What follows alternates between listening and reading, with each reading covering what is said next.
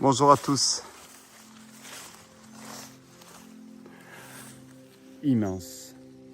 Cette caserne, elle est immense. Je viens de visiter ce bâtiment-là. Les entrepôts pour les avions là-bas.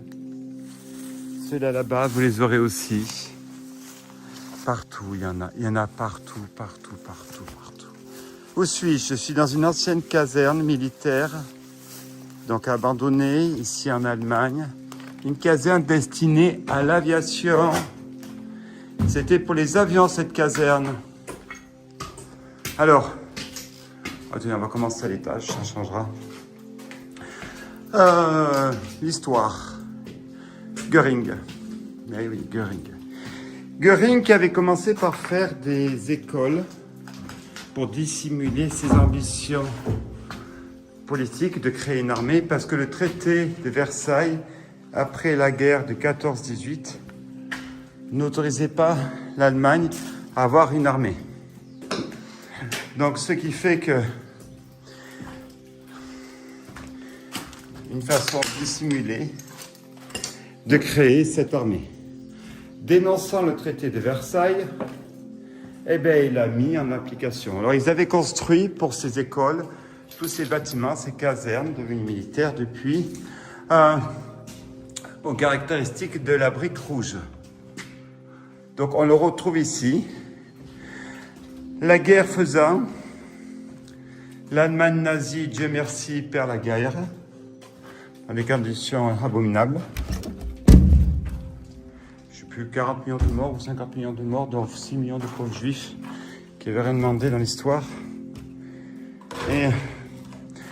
Et l'URSS, l'Union République Socialiste Soviétique, prend le pouvoir. Là,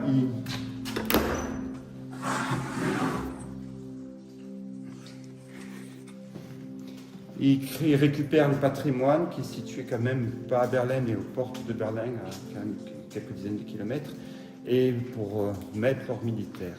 Ils les agrandissent. C'est pour ça que dans ces casernes, vous avez deux sortes d'architecture. On retrouve l'architecture classique, avec ses briques rouges, et on retrouve également des bâtiments blancs, formatés, si je puis dire, préfabriqués. Donc deux sortes d'architecture qui nous permettent de voir l'histoire. L'histoire en direct. Ah là, c'est une bonne surprise, ça. J'aurais jamais cru que je pourrais tomber sur un four dans une pièce comme ça.